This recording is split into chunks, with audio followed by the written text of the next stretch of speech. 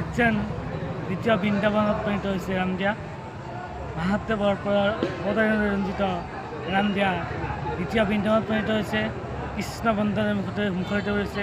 যোৱাকালি 14 নৱেম্বৰৰ পৰা 24 নৱেম্বৰলৈ আয়োজন কৰা হৈছে ৰাস মহোৎসৱ ৰামদেহিত আবাৰ জগত উদযাপিত হোৱা পৰম্পৰাগত ৰাস মহোৎসৱ আৰম্ভ হৈছে যোৱাকালি সম্পূৰ্ণ হৈ গৈছে আজি দ্বিতীয় দিনা ৰাতিপুৱা ভাগত আই বাপকৰ নাম প্ৰসংগ পানী তোলা পৰ্বৰ লগতে এতিয়া সন্ধিয়াৰ আগত হৈ গৈছে ৰাস পূৰ্ণিমাৰ ধেমালি গীতত আমাৰ ৰামদিয়াকে ধৰি